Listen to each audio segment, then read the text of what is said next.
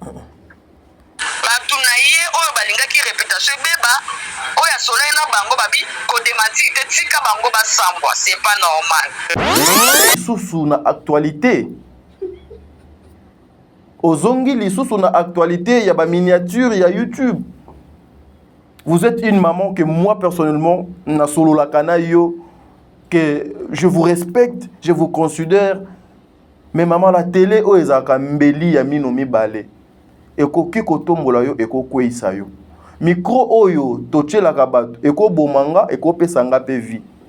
Ozongi lisusu na actualité maman et puis actualité yango ozongeli yango na ndenge nini?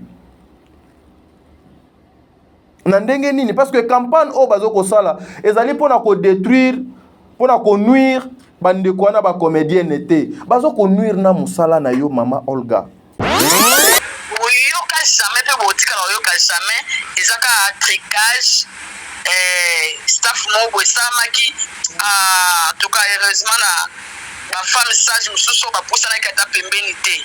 Mais Olga nde mutayaki vers bango ko pesa bango ba perruque bango koyeba te to bamoninga na ye kozwa ba perruque bakamu oyo ozwa ndenge nini ngabite Olga abinazo o me yapesaki biso do basutuki ya kosutuka bakamu ekuti kokamwa donc mutu azwaka yiba kiloko azwaka ngo abombi me bango bazalaki nango kaka wana na batable ronde wana tozalaki nango. Depuis le samedi que cette affaire a commencé, le samedi s'il vous plaît, nous sommes aujourd'hui lundi. Aucune vidéo de la part de maman Olga. Aucune vidéo de la part de maman Karine Pala.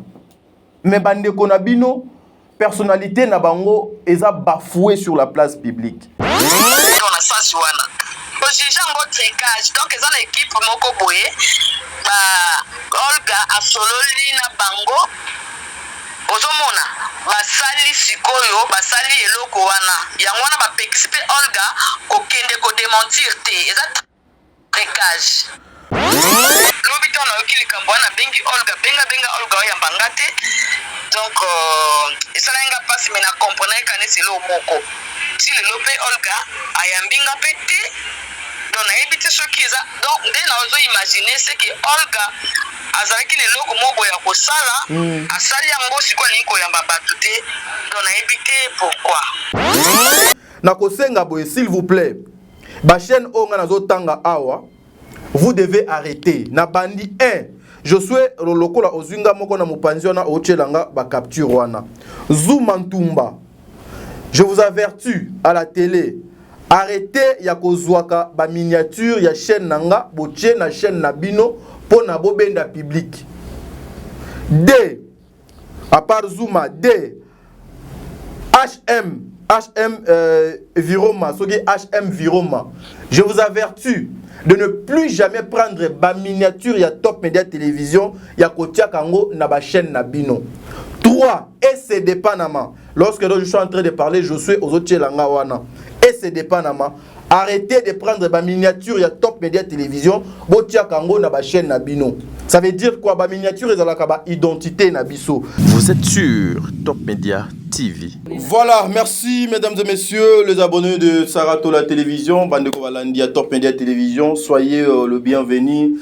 Mesdames et messieurs, il est temps de vous informer, il est temps et on met la bino makambo yo bolingaka mingi musala ozaka devoir nanga droit na bino na eli susu na tongo alelo pona luka moyen na informer bino na makambo oyo esengeli depuis un certain moment. Vous savez, l'internet ezobina ezotambola na rythme ya makambo moko ya malamu te na attaque nanga. Vous avez compris que nous avons reçu ou bien tozwaki information ou bien Torele information ya confrère nanga Yves Pan na chaîne naye pona o etali Marie-Jeanne Bololé ye mutazali au centre ya scandale oyo ezokoleka sur la place publique. Voilà pourquoi na analyse oyo tozoko sala ensemble na bino tokopesa bino exclusivité ya makambo nyonso oyo eleki kuna bokoyoka Marie-Jeanne Bololé ba réaction naye ba regret naye bokoyoka ba intervention ya bandeko ebele et puis vous allez comprendre qui sont derrière ba scandale pour chercher à nuire ba réputation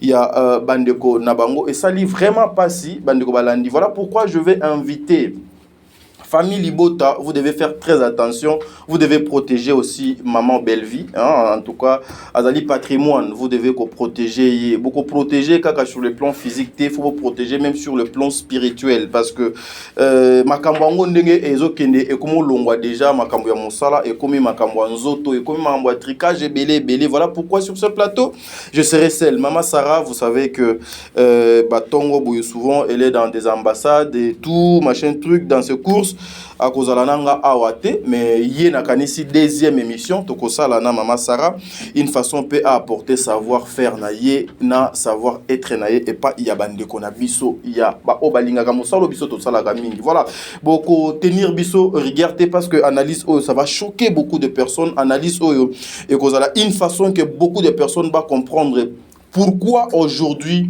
le respect ya bande konabiso ya théâtre ezali lissousouté. Pourquoi aujourd'hui ces gens ici sont chosifiés à cause ya peut-être ya bolamu na bango à cause ya makamonyo so bango bakoki ki ko sala ya malamu. Je m'en vais directement ko pesa mbote na ma maman Bijou Nketani. Maman Bijou Nketani, merci beaucoup maman Bijou Nketani. Au bon à papa Jean-Pascal Leka, un grand merci à maman Zozo, la femme de papa Noé Mabakala Nzinga, un grand merci à maman Déborah Lubanda, double brassard, maman surprise, un grand merci à vous maman, un grand merci à Bertin Conde, l'infirmier clinicien depuis Montréal, na Canada, un grand merci à maman Yvette Mbangu, maman Emily Setimainga, Nzambe Azala na bino, na ONG Vida, na Kinshasa Awa.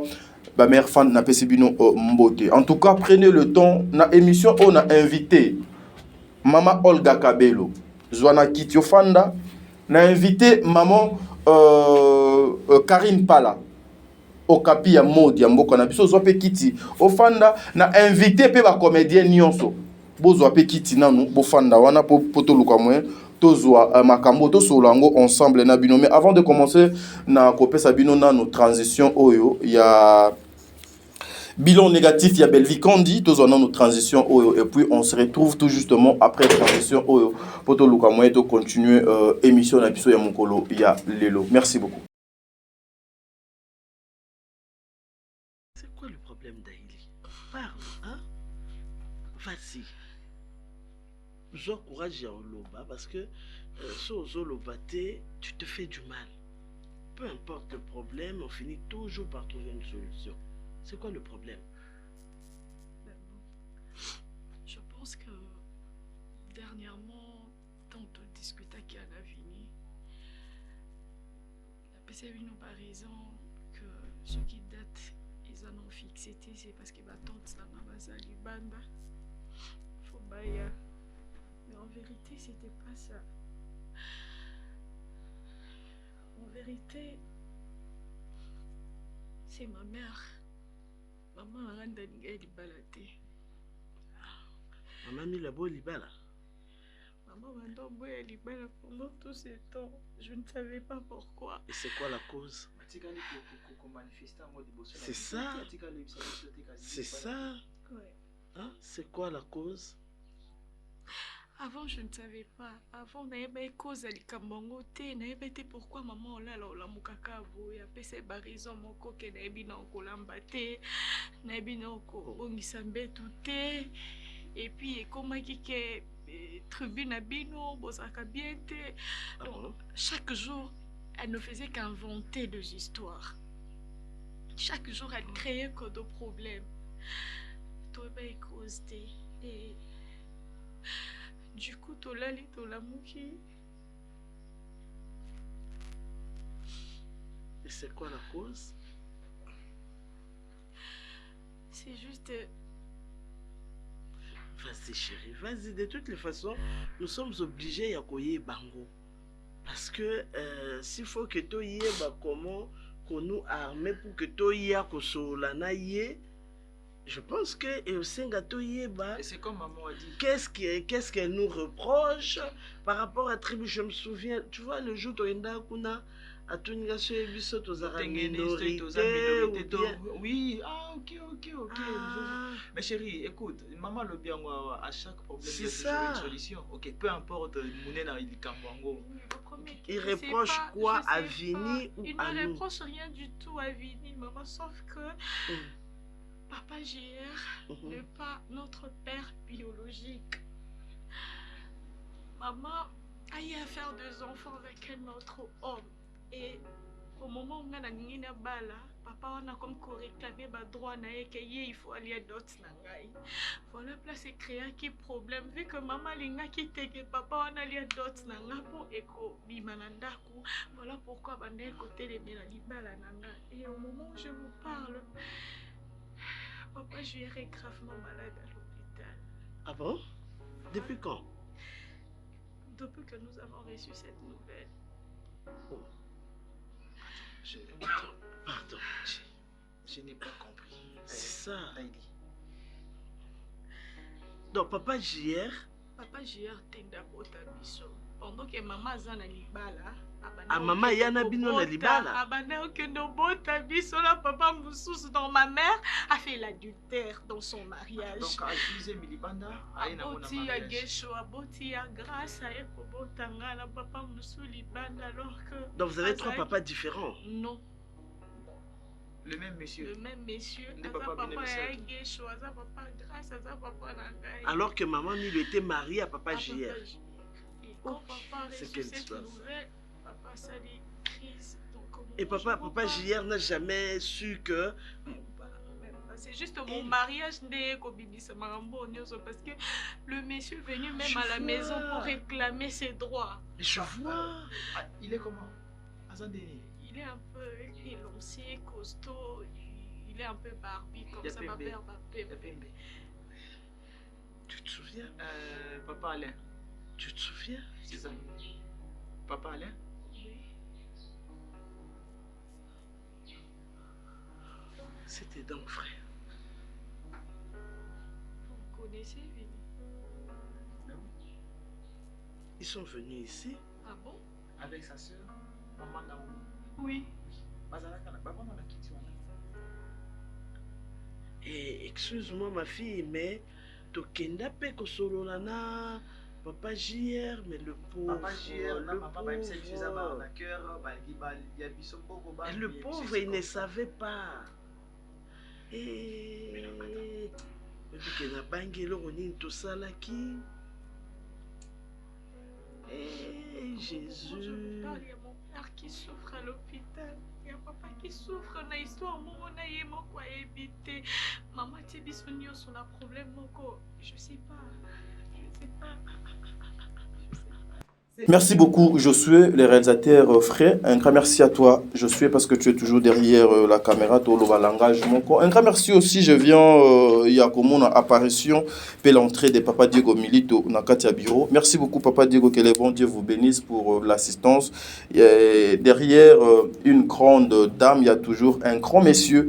Oh, peut-être à mon on a raté, mais moi, dans ce qui a vu, c'est que maman Azala Anassé. Un grand merci, Nayo, Papa Diego. Là, vous venez de suivre Belle-Vie Kondi na film oh bisotozo bengango bilan négatif, mais en tout cas Belle-Vie Kondi, vous avez frappé, vous avez tapé. Makambo oh bino bomoni na kati ya tableau oh, il y a des familles comme ça et il y a des femmes comme ça, il y a des mamans comme ça. Eza na ba mama ebele na banda kwa mabala na bango. Bana ebele o ba papa wana ba bokolaka ezalaka bana ya ba papa wana te. Ezana ba mama ebele aujourd'hui ba honorer ye et pas mobali, mais ye atikala kolinga mobali wana te. Alinga mobali wana peut-être pour luka sécurité sociale na ye, pour na koluka matériel, pour na koluka moyen, mais en soi azana bolingo ya mobali wana te. Mobali wana oui bazala nembetu moko ndaku moko, mais toute sa vie asala kangwa hier era bimaka. Et des fois aussi pour no ye bango c'est difficile. Ndakisa mama Milo bomoni yango. Et ce film, c'est un film où moi je demanderai à tous les Congolais de suivre ça. La communauté congolaise, même les étrangers, prenez aussi. Nous pouvons aussi interpréter film on a munoko yabapaya. Et puis, to diffuser na ba chaîne ya bamboka mosous parce que ezali ba leçon aboye. Ba mama misusu ebele bazawana aujourd'hui, ezana ba papa ba koma même na ba doute ya bana na bango pona ko senga ba Aden. Il y a même de papa au peu de fois aza innocent le la papa JL hein, si c'est JR si je m'abuse pas. Banananga. Ma fille, mes fils. Mais en soi bazali makila na été. Je m'excuse. En soi, bazali, makila n'a été. Il y a des mamans comme ça.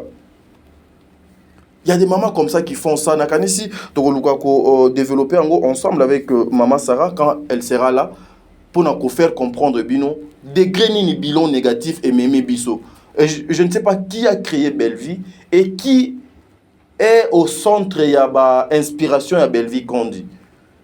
Que le bon Dieu vous bénisse. Nzambe abatelayo, Nzambe a protégé. Je sais que physiquement, comme ça, je sais que sur le plan spirituel, yo personnellement, ils ont du mal à atteindre yo. Mais peut-être les bakoluka utiliser ou koluka toucher bateau yo zalakana bango. Que le sang de Dieu est protégé. On continue toujours à impacter sur la scène, il y a théâtre et Mboka Congo.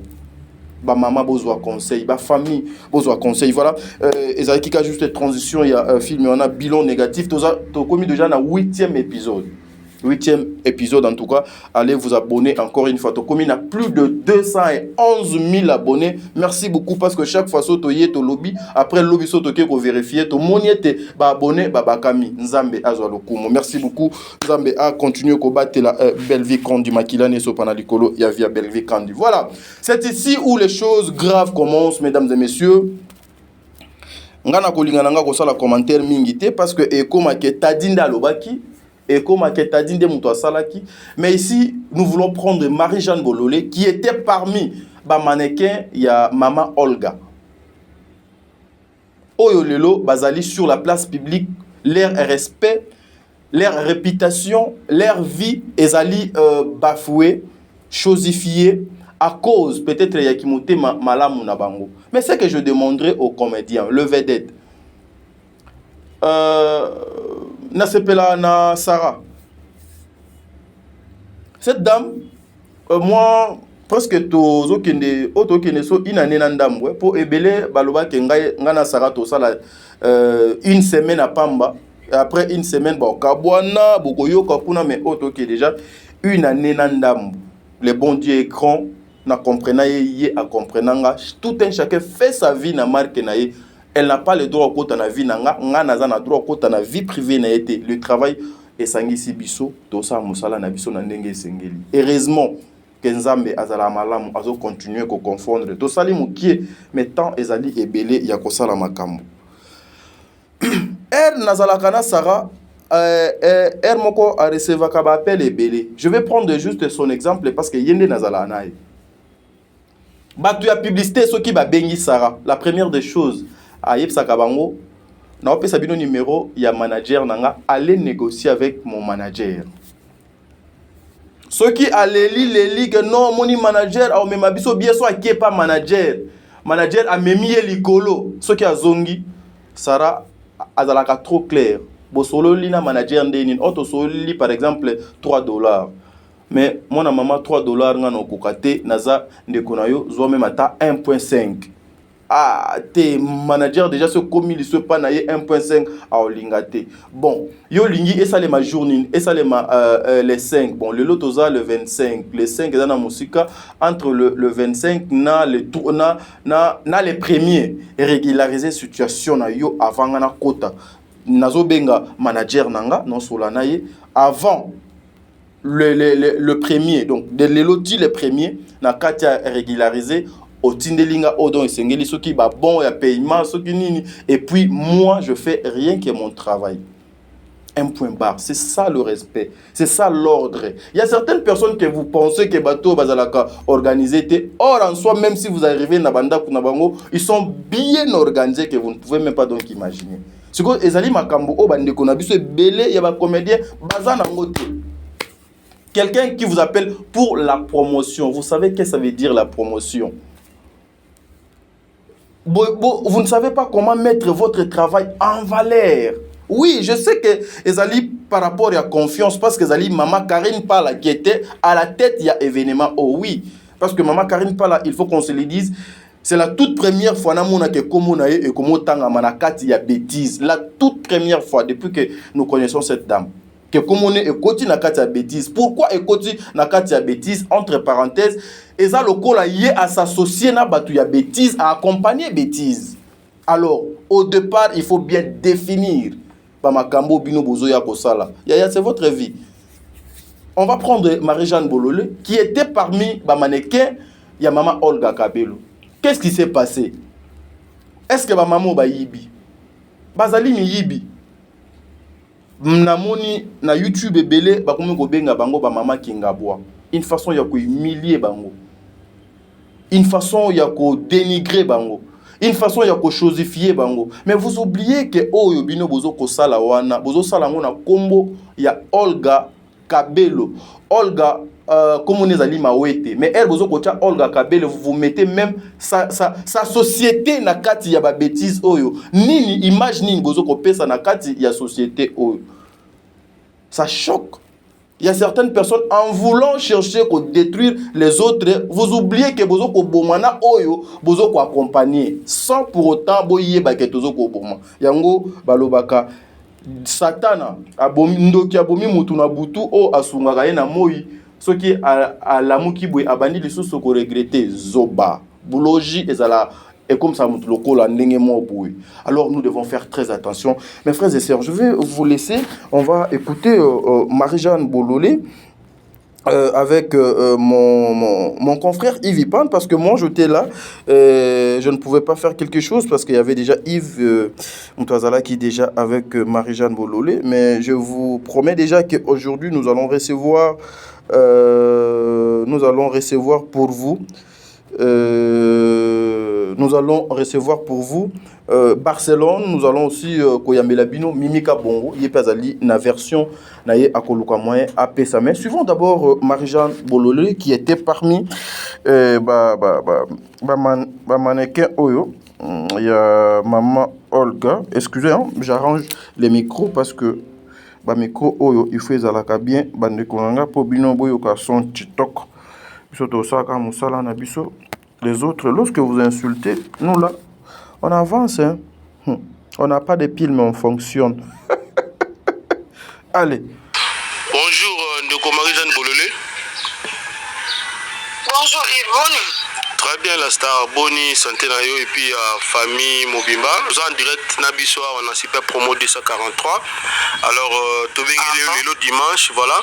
Les alliés par rapport à l'Isolo Oyo et Betamaki, alors il y a activité Nabino na musée national na karaoké par rapport à Kabelo ya Maman Nabiso Olga Kabelo. En fait, c'est qui nini bandeko bazako c'est la maté moi makasi to ka version originale pas na yomoko Marie-Jeanne Bololé la star. Ngai oloko ngana saki kana bande na expliquer bango et c'est to vaite ke mutaji ya bombi. Nde ba pesa bango bazena ngopeka wana. Ezaite ke ba bombi soki ndenge nini. Ngai ona saita Olga ebisinga na monya ka Marie-Jeanne. Olga bi bakabe musemo na tenga bi o même soto zonsa bi bino bozonsi musuna mona te. Ngabi aseke batu ndenge ba defilaki. Lea na tuni bango bi o. Bisho bitenga Olga tapesingati. Tenga Olga me yo pesa ki batu bakabelo.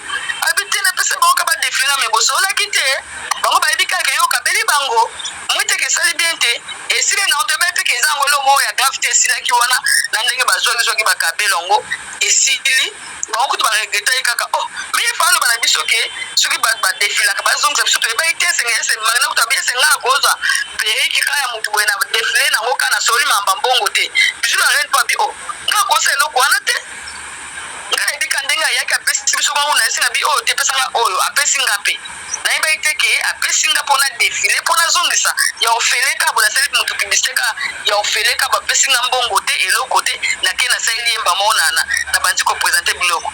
Ai biso ko tsito simba ki yango zaike na sepeli nde ba kabela nga na ola ksa kabelo na ngai to na sasi wana. Ojija ngo trekage donc eza na équipe moko boye ba Olga asololi na bango ozomona basali sikoyo basali eloko wana yango wana bapekisi pe Olga kokende kodementir te eza trekage. Ici tozoyana bino malembe. Ce n'est pas Sarah Tola qui est sur le plateau, ce n'est pas Tadi qui est sur le plateau avec maman Marie-Jeanne Bololé. C'est plutôt mon confrère Yves Ipan au téléphone avec maman Marie-Jeanne Bololé. Donc Marie-Jeanne pas nanda kunaye, Yves nanda kunaye. Chaque mutuaza na plan et pas naye.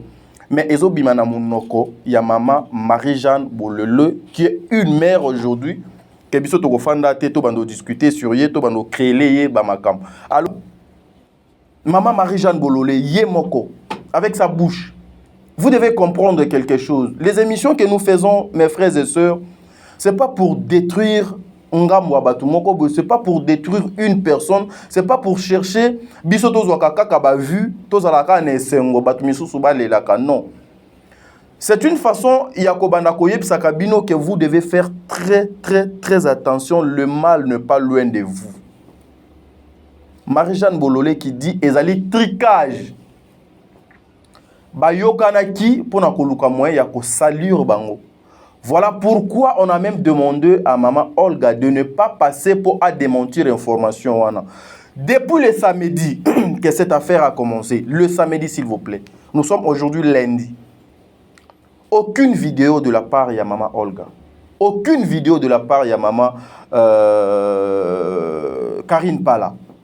Mais bande konabino, personnalité nabango, eza bafoué sur la place publique. Réputation na bango, ils allaient toucher. Personne n'en parle. Batriquer bango na ndengenin. Imaginez-vous même, vous les femmes, les femmes ya média, ba femmes ya business, ba oh ya théâtre, ba oh ya cinéma, ba oh ba journaliste. Est-ce que nous allons fonctionner comme ça? Est-ce que pour bien faire les choses, il faut piéger les autres? Est-ce que pour bien vendre, il faut chercher à salir les images des autres? Est-ce que pour avoir le succès, Babilo Konayo, Etalema, Batoubalandayo, il faut kaka chercher à créer buzz, spectacle, Moko Boyepo et Lukamoy, et Tcha Bande Konayo en cause. Ça fait trop mal. Quand une femme, Lokola Marie-Jeanne Bololé, a reconnaître que ezali tricage quand moko boye ba tricaki juste pour baluka ngano tikela bino boyo kapona boy posuka ka bofinga ata na sali boy bofinga ka on n'a pas le choix to ba réputation ya batunde ezokende biso to na bana biso to na ba semeki ba bokilo to na mibali na biso ngana na mobali na nga ata na bali ngate na mobali na nga penza. Ozo comprendre mimi pa na mobali na ye tana na bali ete na procédure pour bala ye e bakata ndenge moko Bijou la reine c'est une femme mariée marina la bandenge moko ana mobali na ye mokile yebi mais ce que babiloko bongo eza vraiment bien te ko sa réputation batu muto ayebi pete ko sa lokola batu toyi baki ya solo ona okamwa bakombo ke comité ke bayibaki batu pe o bavanza mino na bango nyete balobi o esengi baloba bakomi esengi bakoma donc c'est déplorable réputation batu basomba angote réputation batu basomba angote na minito Olga lelo lobi on change un avion accueilli mutu azana tata msu ya okuta na po afunda yete pona makambo asali abebisi réputation nanu ya batu ezalaka na mbano nango pa version originale bozongo ka epa nanga parce que ngande nazalaki présente wana au fait depuis que Olga azaki na Kinshasa biso na yeto zaki moba kotambola moba promotion to sale wana voilà ndenge o biso to sola kinaye voilà to kama para moko komi na YouTube donc komi o artiste bayibi biso to na ba miniature Bijou la reine mosa bato ba Peric Bamba bakendo tsayi na miniature na ba TikTok donc to bimi ba voleuse bande de voleuses na ite so na ite soki Olga pensaki nini na eloko wana ke kobetela moto lisolo basali fete obesengaki basala ya kosali réputation ya ba artiste donc on a regretté ma casse. Donc ici même Marie-Jeanne Bololé a reconnaître que basali o il fallait basala basalir o il fallait basalure donc ba réussir kuna bango. Moi ça me fait trop mal, moi ça me choque. Yango na lobaki na première vidéo na salaki na analyse à liboso na salaki pour dire Maman Olga ozongi lisusu na actualité. Ozongi lisusu na actualité, il y a ba miniature, il y a YouTube. Vous êtes une maman que moi personnellement na solo la kanayo que je vous respecte, je vous considère. Mais maman la télé o ezaka mbeli ya mino mibale. Ekoki kotombola yo ekokweisa yo. Micro oyo tochela kabato eko bomanga eko pesanga pe vie. ozongi lisusu na actualité maman, et puis actualité yango ozongeli yango na ndenge nini, na ndenge nini, parce que campagne o bazo kosala ezali pona ko détruire, pona ko nuire bandeko wana ba comédienne te, bazo ko nuire na musala na yo mama Olga, bazo ko nuire na musala na yo. Or aujourd'hui soki biso nyonso toyebi yo lelo Olga, c'est grâce à votre travail. C'est grâce à votre travail. Comment vous pouvez laisser une porte ouverte comme ça que Batouba Koti depuis samedi? Depuis samedi, je ne sais pas, peut-être après émission ou Kota ou bien la émission Onde et Koti vidéo moi Koti dans à 6 heures. Mais depuis samedi, ni réaction.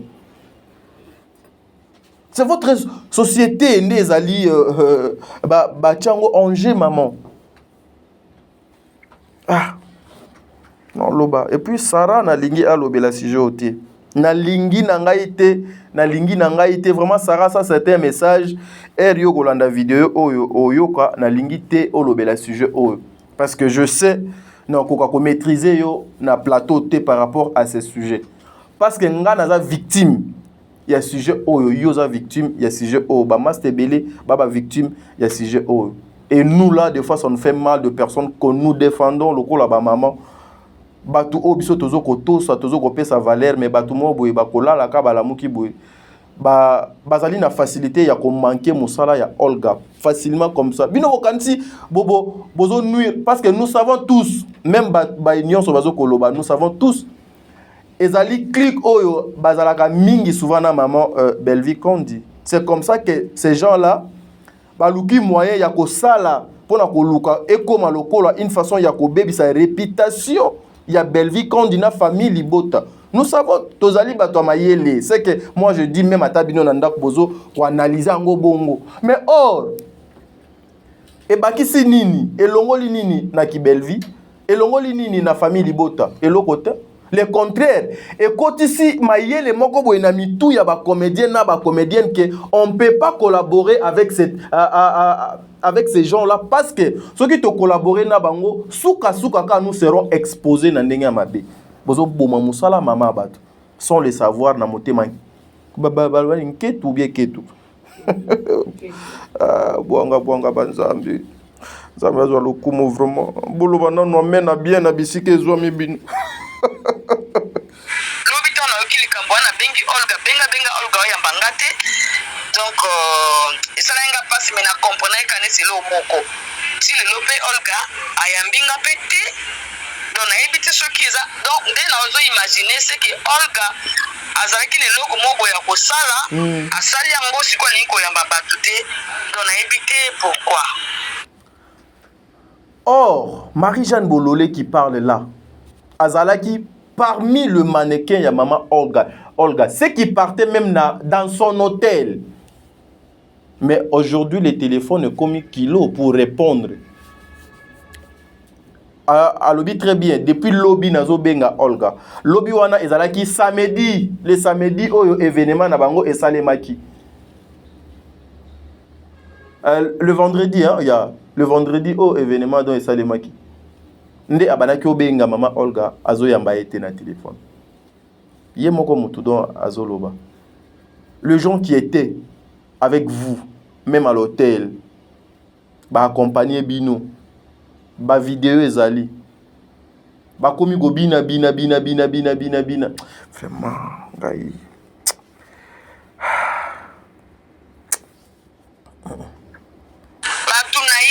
balingaki réputation beba oya soleil na bango babi ko démentir te tika bango basambwa c'est pas normal.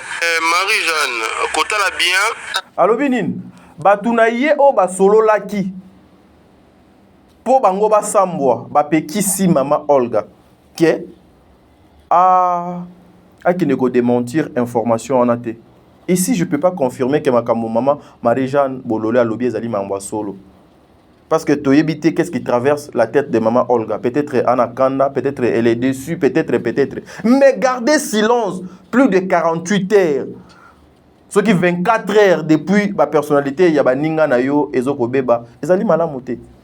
Parce que pour la maman Olga, na télémaki. Pour la maman Olga, na Sokola Mai Tongo, Naya Koleka na télévision pour défendre cette maman.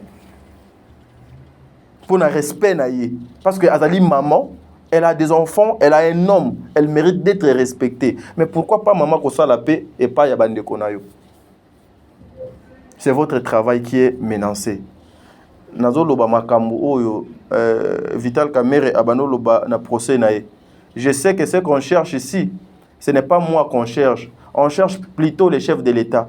Et les secrets d'État, je ne peux jamais kobimisa ngwa. Soyons trop diplomatiques et soyons souples. Surtout dans le business.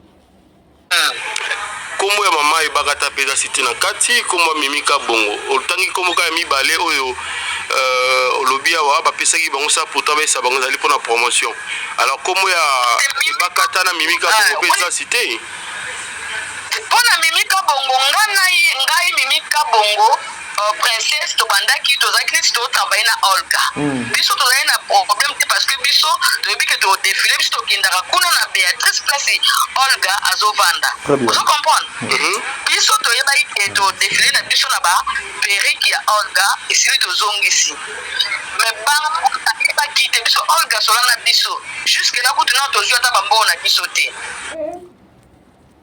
Nzambi wani jusque là nano tozui bambongo na bisoté. Mais depuis que vous avez commencé yosala musala na bino et combien de temps, comment vous pouvez commencer yakosala musala sans pour autant que vous payez? Parce que lorsque on vient demander votre service, on comprend votre importance na oyo bino boko mema na kati ya musala nanga. Vous acceptez de faire parce que c'était quoi? C'était quoi l'objectif? Le respect. Hein? Moi, depuis un certain moment, na salipe ba erreur oyo. Eza na bande komisusu pe na sunga avant apesa ngambongo baza. Et qui n'a pas na bande ngo e bele petit lelo na nazwa mbongo te. Moko komuneza la mami aza na Canada na Calgary. Ti lelo nazwa te na salela e boulot pe. Pourquoi? Parce que j'avais confiance et pas à maman Simplicine Dombele, j'avais confiance à maman Deborah Lubanda, j'avais confiance à maman Zozo. Pour ne dire que maman Nanga Bazawana, c'est une mère aussi qui est venue vers moi pour un service. Mais à la fin, et comment que Agangelanga lokola moi nanaye pour la politesse nanga. Et depuis wana, j'avais regretté pour dire mais pourquoi des fois tokoma bazoba? Mais pour un service quand elle vient pour demander, quand elle venait pour demander le service, elle était une bonne personne pour moi. Yaya salelanga boy, yaya to salaboy. Na sala ba promotion, ya bilo konemi balé. O na senga ekutu mbongo na ko senga te. So na tangi même ata montant awa et sala bino soni na pasi. Mais na sala ngo parce que Azali Mouto yo na solo la kana na ye parce que Azali Mouto que moi personnellement je l'ai aidé na mambo ebele. Mais à la fin tozo bimaka bazoba. Faut faire très attention avec Batwa Poto. Je le dis, il y a des personnes qui m'ont appelé hier, il y a une maman na bosoni kombo na ye ayi yepsinga pe a benga mama Sara mingi boazali moi c'est pasteur. En tout cas maman bolimbisi nazo s'attaquer na binoté. Il y a des bonnes personnes na poto. Il y a des bonnes personnes oyo bazali na mitema malamu na poto. Il y a des bonnes personnes, des personnes conscientes oyo bayebi ke wana mwana nanga, wana ndeko nanga, wana frère nanga, wana sœur nanga, azo respecter musala nanga, azo tia musala nanga en valeur. Même lorsque azo ya pona service, ako futa service na ndenge esengeli, même si toko solola na na ndenge ya kindeko. Mais na liboso akotia na musala ya ndeko na ye wana parce que c'est ça sa vie. Ça c'est notre travail. En tout cas, je n'ai pas de problème avec vous, maman. Bozali, ba maman na biso, ba papa na biso, bo eda biso na mambwe belé. Na makambwe belé et belé et belé, tel que moi, dans ce que je fais, une partie est où taka libanda ya Afrique. Parce que nazali na ba maman oza que je peux pas citer kombo na ye awa. Elle ne me laisse jamais nuit et jour. Et c'est ma maman, je l'aime beaucoup. Pourquoi je viendrai ici pour s'attaquer à vous? Non. mais c'est juste pour koyebisa bandeko na biso o bautaka poto baye na Kinshasa ebele bamonaka biso baye tozo vivre na Congo awa ndenge kaka na mokili mobimba des fois bato balobake au Congo bato ba vivate il y a que des animaux là-bas. Hey, il y a des coins, il y a mokili pena balobake Congo kuna toyebika ezala bitumba na bitumba banyama na banyama bato bazalaka kuna. Comprenez? Ouais, il y a un coin comme ça. C'est que moi je dis, bato mayele ba contredire ngaite. Mais bino mwe boyebi ke na biso a tozaka banyama na banyama te mais botala ka biso toi bato nous avons le son, nous avons les yeux, nous avons tozali na couleur moko, tozali bandeko. Pourquoi des fois si le bon Dieu vous fait grâce de vous déplacer ya kolongo Afrique boke bamboko boza il faut que mona bandeko na bino o baza elo côté ou comme tu viens il faut que bango kaka fo ba fuka makali boso na bino. Ce n'est pas bien mes frères et sœurs. Je vous aime beaucoup. Je vous aime beaucoup. Ceux qui font ça bo changer botika. Bo changer botika et ngasi na zo décision avant na sala musala en tout cas vous devez me payer en premier. Soit au footinga ndambu. Le reste, tu vas payer après. Parce que Nababiloko Oyo et créa toujours un problème. Parce que là, et comme difficile, peut-être de part et d'autre, ces avocats sont saisis. Peut-être. Et il y a ceux qui disent que les écrits restent Maloba et Kendaka. Non, vous devez faire très attention. Contrat verbal et existaka. Le juriste va vous contredire Ngaïté. Vous devez faire très attention. Mais aussi vous les artistes, choisissez ba millier moko ya bien. Bolongo na poto oh. Moi ça me fait trop mal. Mais moi, non soutenaka maman nyonso o bakoya ko tiaye mosapi na bêtise. Et surtout ceux qui naïbi que vérité que makamone zaya ya lokuta, je viendrai. To continuer pour nous lingana chité ah mais to koma na suka ka to comprendre loko moko.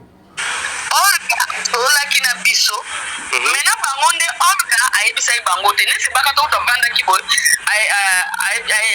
bakata abisi bakata azwa bakata bitenga lingena ngaya mai tangu bijula ngena zika mai bi aloko pesi bijula ngena ya mai ngai na sepedeka na o analoko bijula zuna e azwa eza problem ti na kama kombo ya bakata ekoti kuna na nini asalaki nini yokuta biangani kuna ba msute na ngaka o wana na sepelamina oyo pesi bijula reine loko lobike o wana te problème ezate na kama kombo ekoti mais mimika bongo ngai mimika bongo na princesse nde tozalaki wana pona ko travailler na Olga Kabelo mais d'après nga na oye baka mutu abimisi yango eza Olga mutu abimisi parce que to kosela banani makambo to lobe nani oyo akekoloba parce que likambo esalamaki wana eza kote neti ba artiste bavandaki kote ya police na baondenga yaki kopesa pesa bato bakabelo wana na ndenge esalamaki ka ndenge azalaki vous décidez ndenge ni décision finale na biso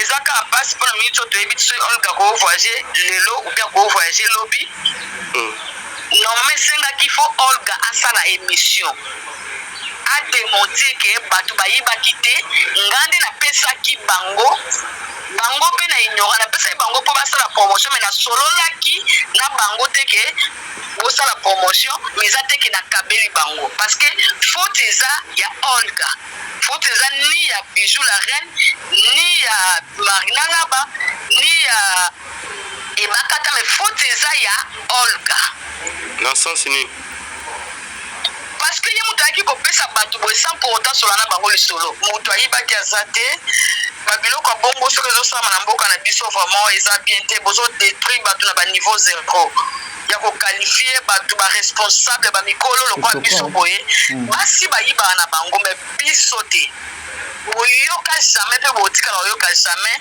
eza kaka tricage staff moko boye esalamaki en tout cas heureusement na bafemme sage mosusu bapusanaki ata pembeni te mais Olga nde moto ayaki vers bato vers bango kopesa bango baperike bango koyeba te to bamoni nga na ye kozwa baperike bakamu oyo ozwa ndenge nini ngabi te Olga abina azwa o me ye apesaki biso do basutuki ya kosutuka bakamu ekuti ya kokamwa donc moto azwaka yiba kiloko azwaka ngo abombi me bango bazalaki nango kaka wana na batable ronde wana tozalaki nango donc eza pasi na babiloko ya bongo congolais aza moyini ya congolais alingi kaka place bazofinga moninga ya bakisa me ayebi ke moto wana aza na incapacité ya koyiba mais congolais azwa bakisi kaka moto wana latisi ye akomisi ye moyibi c'est déplorable. En tout cas, je ne me pas et comment que le bisonde batozali ba hauteur nango. Et vous avez compris. Hein? Mes frères et sœurs, voilà, mesdames et messieurs, nakanisi wana bo comprendre pour ezalate ke bisonde to salaki, bisonde to zali ba hauteur nango, boyo ke zali Marie-Jeanne Bololé, wazalaki moko ya ba mannequin ya maman Olga. Mais ici je vais vous dire un truc. Vous savez, lorsque j'écoute Babiloko, Kango, moi ça me choque. On ne peut pas commencer à discuter pour des choses banales comme ça. Mais pourquoi nous allons discuter sur ça, tout ça, analyse pour communauté lingi bêtise selon la communauté faire avancer l'objectif ici, nous avons compris tous, nous sommes même un aveugle à comprendre. L'objectif était de saluer la famille Libota. L'objectif était de saluer bandeko o personnalité na bango ebeba Marie-Jeanne alobiango ngate. La Bible nous dit soyez prudents lokola nyoka, lokola serpent. Prudence il y a serpent. Vous tous là vous connaissez image ya serpent na Bible ezalaganine. Ezali mabe, ezali satana. Soyez prudents comme le serpent. C'est la Bible qui nous dit. C'est la parole de Dieu. C'est-à-dire, diable est ce que ça a distrait même à 2 secondes. Donc, à côté, à Fongolipe, horizon, mon boaki. C'est comme ça que il y a des personnes qui peuvent facilement venir comme ça, avec le mensonge. Le coup, la bazar déjà n'a vené wana lokuta, bakoya ba bois qui venait, et banipe koko tati pas bateau. Regardez combien de lives qui se font maintenant pour nous insulter, ba maman qui ngaboa. Mais ce sont des comédiennes, ce sont des vedettes, ceux qui avaient accepté d'accompagner Bandeko Nabango. Et c'était quoi l'objectif? Il y a maman Olga, na événement wana. C'était quoi l'objectif? C'était quoi l'objectif? Et en faisant ça, la gloire est gozonga de panani. Nani sikoyo azali nani azoko bénéficier nango sikoyo.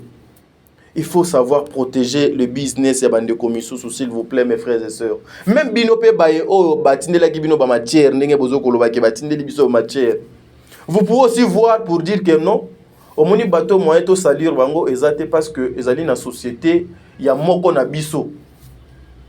Moyen to salir bango ezate to protéger même ata musala na ye.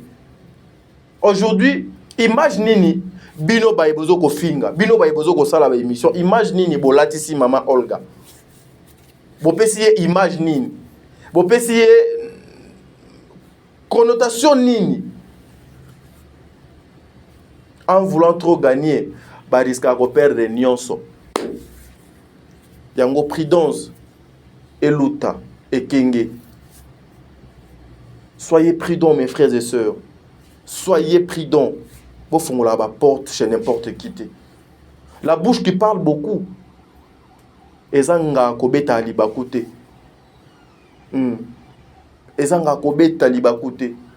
Mutu à cause de la nisho ni malilité. Mutu fazala soit aza malili, soit aza moto. Mais ceux qui mutu ozali sans position, ezali mabe makasi maman. Aujourd'hui, maman Marie-Jeanne, lorsque ozo koloba oyebite bokozuela Olga wapi, ceux qui accueilli, ceux qui a saliboy, maman moi ça me choque. Ezo sanga passe. Mais ba maman, soyez prudente. Ba comédien oh ils ont droit ya kozala respecter. Bazali na ba réputation à protéger bato oh. Ba réputation na bango eleki nyonso eleki mbongo. Et puis à la fin ils ont reçu aucun franc, même 1 euro. Mais ils ont allé là-bas presque soirée mobimba, ils étaient là-bas pour accompagner leur sœur. Est-ce que lobby bakozwa sur courage au kende.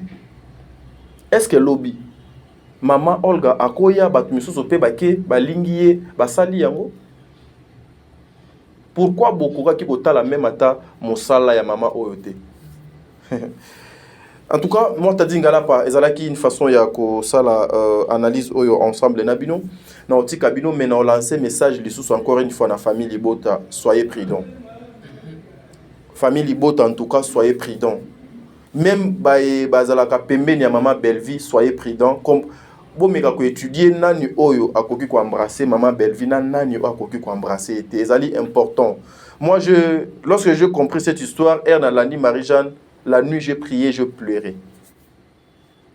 Ces gens ici, elle bazomona que pour atteindre Bellevie ezali tellement difficile. Bakoluka batu oyo bazalaka na Bellevie. Bakoluka batu oyo bazalana Ursule Pechanga. Bakoluka batu oyo bazalaka na Dinana. Bakoluka batu oyo bazalaka. Donc c'est-à-dire proche na bango. Pour baluka moye bazwa accès, il faut faire très attention. C'est pas tout le monde qui vient vous montrer les dons de balinga abino. Ouais. Je sais pas. Bota la fléau modo ou leka awa, comment on insulte cette maman Bellevie. Je n'ai pas voulu qu'on kota parce que ezaki bêtise. Ils avaient encore un plan B. Maman Marie-Jeanne a prouvé en quoi. Est-ce que c'est ça le résultat? Et défi on a lancé en quoi pas binonion so baïbo landanga. S'il y a une personne ou ayebi nga tadi na fana na plateau ana fingi moto atinde langa lien ya émission na numéro oza na sur na 2 anga. Vous devez faire très attention. Bellevie, que le bon Dieu te protège. Que le bon Dieu te protège. Je sais que ça sera difficile et impossible pour Balonga. Yango Nzambe azo ko surprendre batu chaque jour. Bakangela ki ona ndenga kati. Mais ba yebite na kati kuna nini Nzambe azo sala nayo. Famille Libota bokota la distraction. Un grand merci na maman Ursule Pechanga, un grand merci na maman maman Moseka, maman Top Wato, une femme digne, Sarah, maman Top Wato, Azo Lukayo. Un grand merci aussi na maman Dinana, Sarah Masiala, bandeko nyonso o bazo ko sala musala na bango bien, ba comédien nyonso o bazo sala musala bien, ceux qui ne sont pas derrière le bêtise, Nzambe azala na bino. Si vous avez besoin de promotion, appelez-nous, nous allons faire la promotion. Il y a ba film na bino, na ba produit na bino, ndenge to lança ki message awa. Lobby et Kole Kalelo. Merci beaucoup, ingénieur Josué Tokutani Mbalasima.